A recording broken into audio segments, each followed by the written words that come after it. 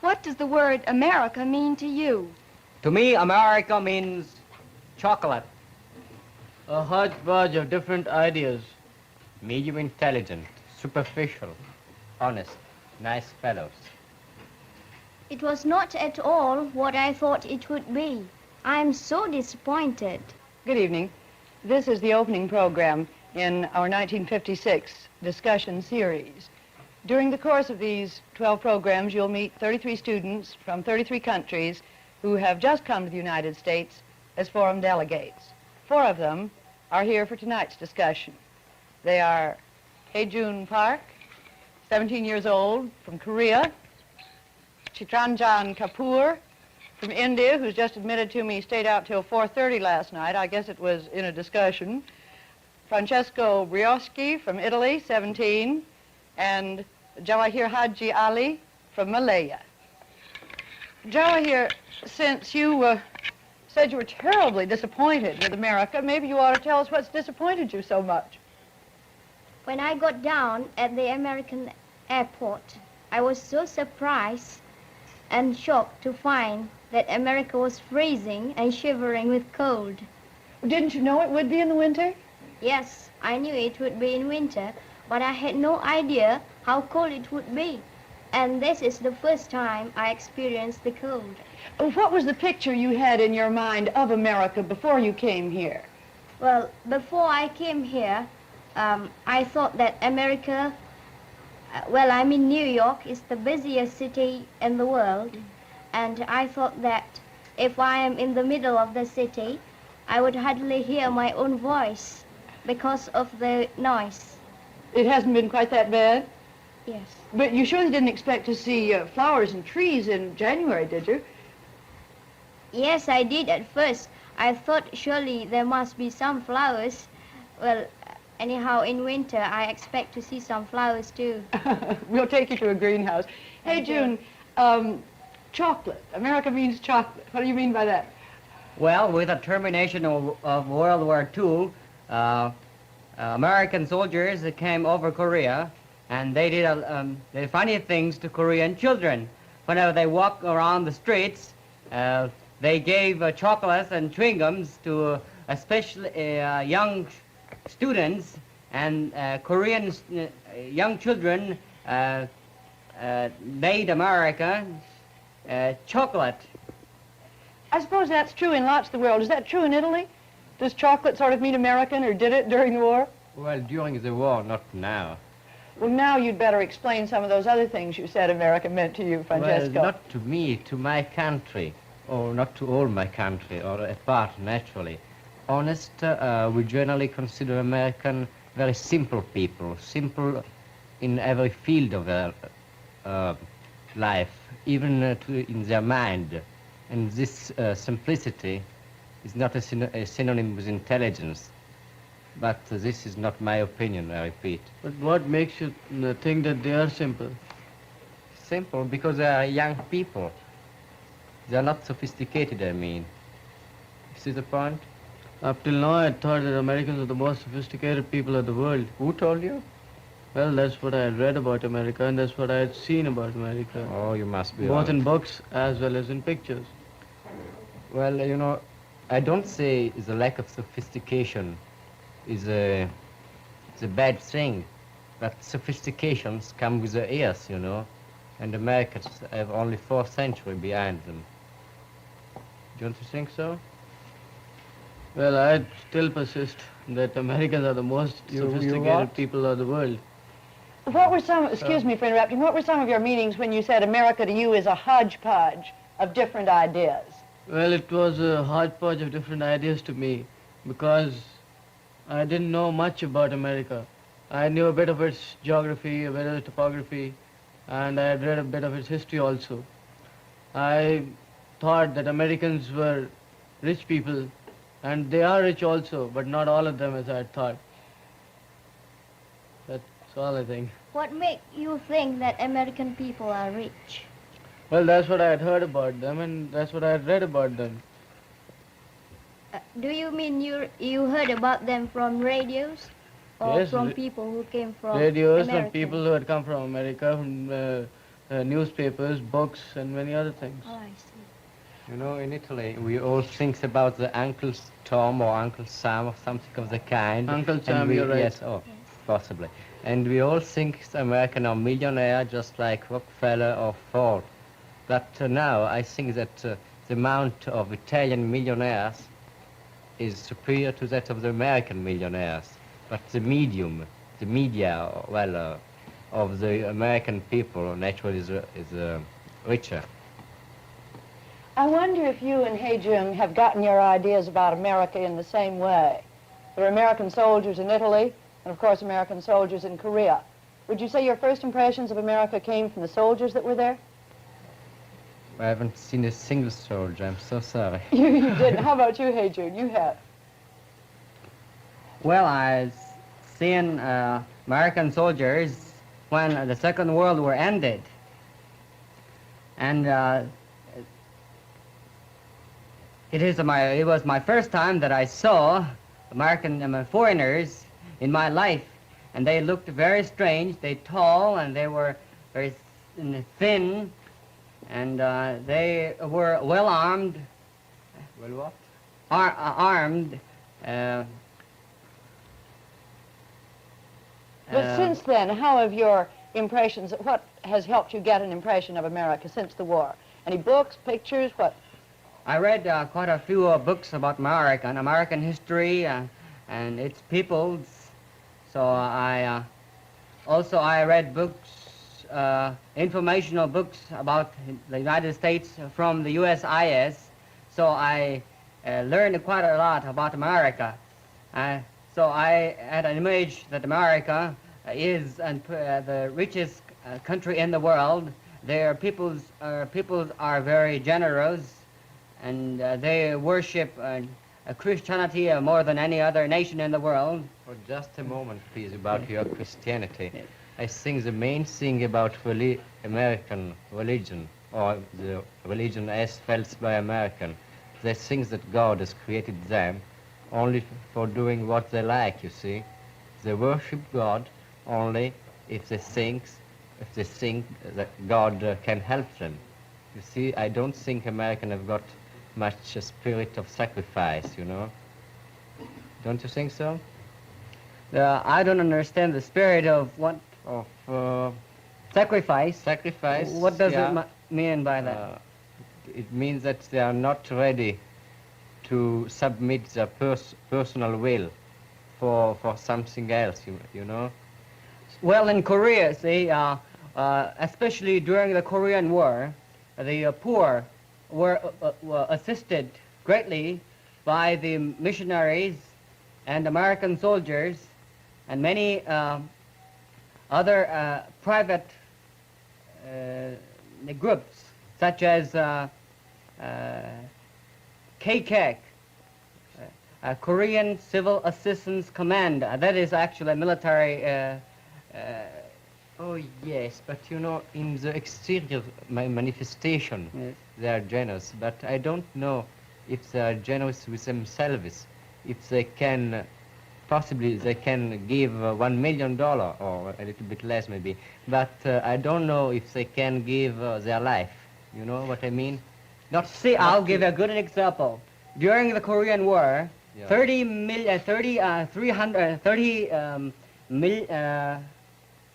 1,000? American soldiers were killed, and they sacrificed their lives with $1,000.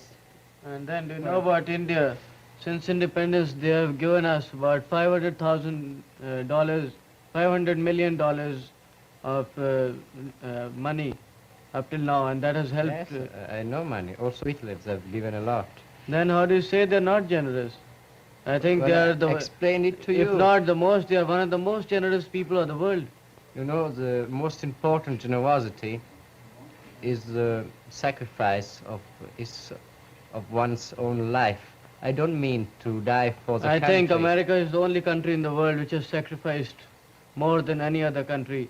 In World War II and World War I, they sent hundreds of their sons to Europe and to other places who fought and died these great sons of a great country died fighting a great cause. But Chitranjan, are you representing now the typical Indian opinion about America? How would you say Indians today really think about Americans? The Indians think that Americans are very rich people and they have a lot of money, which they can give just for a word. If you agree with them, they'll give you anything that feel like it. And then we also feel that previously they were very anti-colonialistic. They helped every country in the world in its fight for independence. The same it was for India, even for the Philippines. But recently the Dulles and the Kuna statement has given rise to great anger and sorrow in the hearts of the Indians. What Dulles statement do you mean, Chitranjan? The statement in which Mr. Dulles, Secretary of State of the USA, said that Goa was a province of Portugal and not a colony as it has been understood for years up till now. That really caused quite a lot of adverse public opinion in India? Oh yes, it did, certainly. Would you say that the Americans or the British are more liked by the Indians? Well, so long as the question of liking goes, the sophisticated class like the Americans, maybe because they see them in films or even they go outside, they know they're very hospitable people and all that. But Americans, they want India to be wholly on their side, which Indians are not and will never be, because it's a historical and a geographical fact that India is nearer to Russia and to China than it is to the United States. And you raise a question of UK. Well, you know that the UK was our sort of master for so many centuries, and still now we have quite good relations with them. Even, I may say, that better relations than we have with America. That is because they have seen what Indians are, what type they are, what they like and what they don't like. And one adverse experience will not make them commit another one. They've already been pushed out of India, and they know that if they try it again, it won't do any good. So they just don't try that same thing again.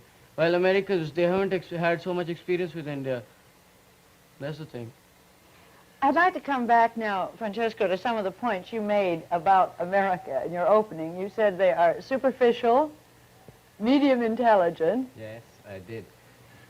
This is the general Italian opinion about you, I'm sorry to say, and I'll be glad to change it as soon as possible.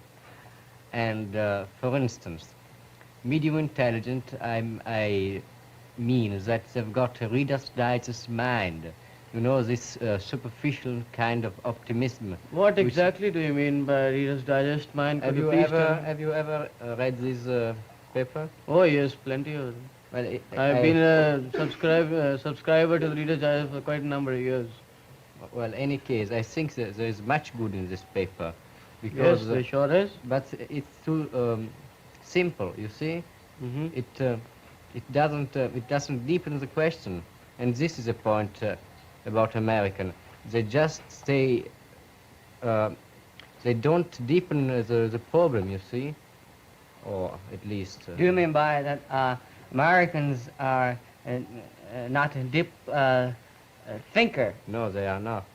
How? And why? They are Would you not- please explain? Well, this may come possibly from the education. Education, yes. You don't learn very much philosophy in your school, in American school, I mean. And this philosophy helps very much to reason.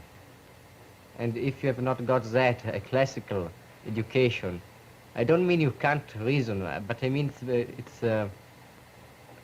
more difficult to do it.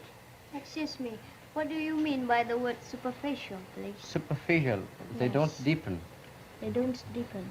What do you think about it? Well, can you explain further what do you mean by they don't deepen? Well, yeah, if there is a question and if you give to Americans a solution, you see, this Yes. solution is quite all right for them, even if it's a silly solution. and they don't look for anything else, you see. Oh, I see. The pleasant, they mix up the pleasant and the truth sometimes, you see. The truth, I mean. Oh, yes. You're giving us some fascinating insights, ourselves as others see us. I'd like to find out a little bit more, though, how these ideas have come to you. I don't know. I've not met many Americans, but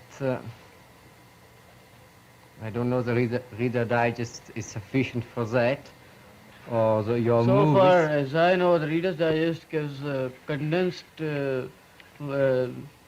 news and condensed form of books and a few articles by some leading authors. But it's fascinating to see how the image of America that gets to Malaya is, for example, different from the one that gets to Italy, and how the image of America in India is very different from the one that's in Korea. That's why, can you tell us just a little bit more as you think back? How did you get this image of America that you had when you came a few days ago?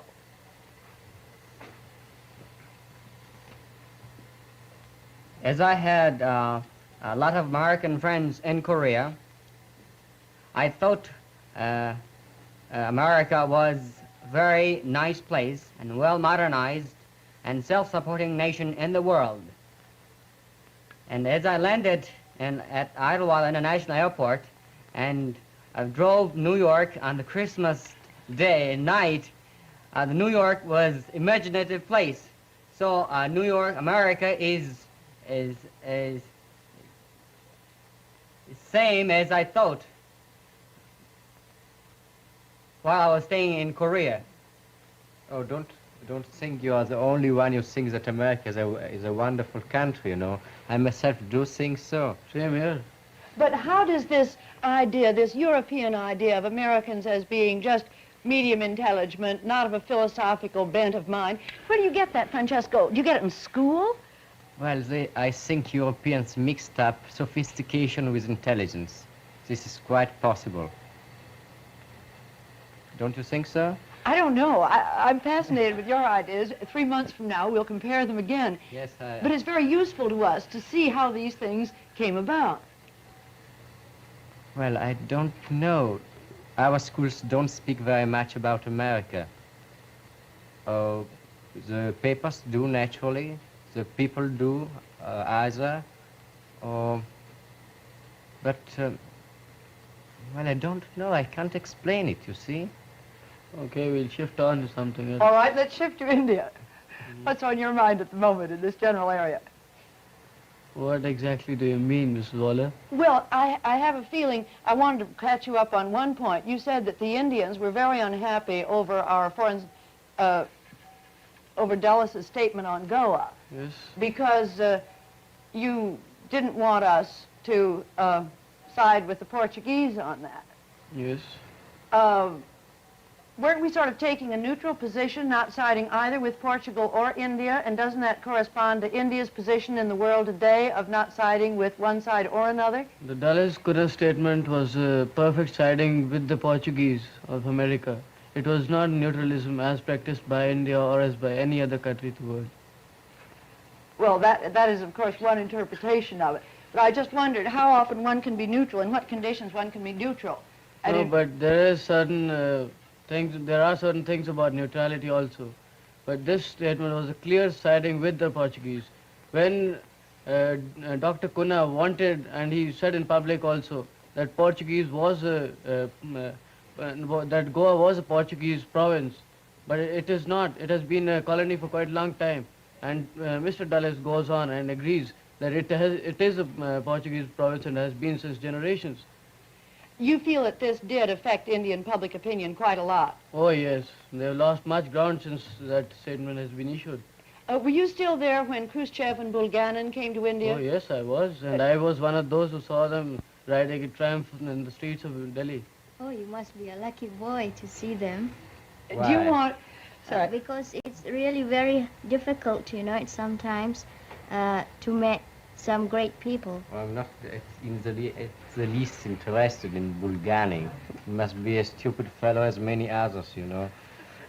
Well, that's a matter of opinion, but I think if he's the Prime Minister of Russia, he's a sufficiently No, I'm big so man for me to see him on the streets. And I don't mind traveling 10 miles even to see, even 100 miles to see a fellow like him. No, stupid was not the right word. I mean, Never I mind, meant no, it has because been he said must- and it has he- been recorded, never mind. Yes, he's Excuse surely me. very intelligent. Excuse me. I think you met the Premier Bulgarian. I didn't exactly meet him, I saw him. You saw him, and would you please tell us how he acted while he stayed in India? Well, his actions were quite good, they're perfect, but he took some little undue advantage also of his stay out there and criticized the West, which we in India did not want him to do. And don't you think he gave a great opportunity to a local communist to get strength in India? Well, it could have been used by the communists, but the communists themselves are now quite in favor of the Congress. Are there many communists in India? Well, see, in our parliament, there are out of 500 members, about 50 are communists. In Parliament? Yes. Are they In a Indian national parliament. communist? Oh yes, all of them are Indian. Naturally, it's to stay in India. But let us come back to what do you think about American? What do you think, for instance, about American honesty? Francesco, may I ask one just question before that? Would you like to compare the reception given to Khrushchev and Bulganin by the people of India with the reception given to English or American visitors who've come to India?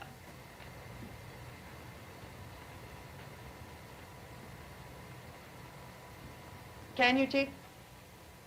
Yes, I can compare it because, see, up till now, the biggest man of America who has visited India has been Secretary Dulles. No higher official than him has ever visited India up till now. In regard to the England, Sir Anthony Eden, the Foreign Secretary of England, visited India this year also, and he got quite a reception, as much as was warranted by the circumstances, because you know that Sir Anthony Eden and in fact all the leaders of the free world, they move about quite a lot in the free world, while for Russian leaders and all, they're not so, if I may use the word, cheap in their movements. They usually stay at home, and once they come out, there is a sort of atmosphere around them, and people want to take part in that atmosphere. Then it was not only that the Soviet representatives who visited India had higher rank that made all the people come to see them. It was also the fact that this is kind of a curiosity. Yes, in part. But as you saw the people, what was the reaction you got from the crowds? The reaction I got from the crowds that, as usual, our crowds wanted to increase the circle of friendship all over the world and to bring into the circle as many people as they could, whom they could call as their friends. I wish you could tell us just a little bit more about the sense, because we don't know whether the newspaper reports we get here are accurate or not. Okay, I'll tell you. The Russian leaders, they visited India last month. When they came to India, they landed in India actually on the 18th of November. The government, though they didn't help directly in transporting people from the different provinces, as has been alleged by quite a number of Western papers. Some of the companies, they provided transport, and others, they reduced rates a little bit. Was it true, for example, that in New Delhi, school children were told to go out into the streets and cheer? Yes, that we did with the Nepalese king also. Anybody who comes there, we have to give him a royal welcome. And another fact is that when our Prime Minister went to Russia, he got a very good reception. And it would have been bad for us had we not given the same sort of reception, if we couldn't give him a better one. And you may be knowing that Indians are a very hospitable people. Yes, we do know that. Every Westerner who has been there does know that. But I was trying to find out if anything in the attitude of these Russian diplomats was different from anything in the attitude of Westerners when they come to India that made the people more or less enthusiastic for one or the other. Oh yes, when most Western statesmen or politicians come to India, they usually go out, if they go out into the villages for seeing the community project something, they'll stand aloof and ask a few questions about this and that and come back. But when the Russians went there, I think they have more knowledge about the emotional impact on the common people than the Westerns who go there usually. And they took on to themselves to wear the local dress and everything so that they should make themselves appear as a part of the population and make the population feel that they were their friends. I wonder if they would have gotten the same reception in other countries in Asia. Well, that depends. In India, there was a sort of climate also in favor of Russia, because we in India, we are trying to increase the circle of friendship. And that's not, you can't say that for all countries in the world. Some of them are absolutely against Russia or against the communists on a whole. We in India, we may be against their policies and their ideas, but we certainly like them as a nation, and we prefer coexistence with them than fighting with them. How was this reported in the Korean press, Hey June? Well, we were informed that the Bulgarian, Premier Bulgarian and Khrushchev were making friendship with India. You're perfectly right. And that was actually called the third. They were making great friendship in Asia to invade other country without making destructions. I don't think how they could invade India, because they know the futility of such an invasion. That was a psychological warfare, actually, because they try to build up communist forces in Asia, because then they want to fill the vacuum. Which I don't think there is any vacuum in India. It looks a vacuum in Southeast Asia. Oh, but not in India. Maybe in the rest of Southeast Asia. I can't say that of Burma also, but maybe in other places. I would say the Middle Eastern nations and the Southeastern nations had been suffering from the Western colonialism. But you know, yes, you're right. Continue. Because therefore there exists a vacuum, and there also Western democracy would like to fill that vacuum, and in the meantime... That is why I say that America should come out openly. openly. Let me finish, please. Communist forces would like to fill the vacuum. Therefore, see, the two parties constantly fight each other in these areas. I'm sorry, Hey June and Francesco and Chichandran and Hajawir, our time is up, but I think this will be the beginning, perhaps, of our next discussion. The vacuum that's there, it's up so soon. I'm sorry. We'll have to say good night until next week.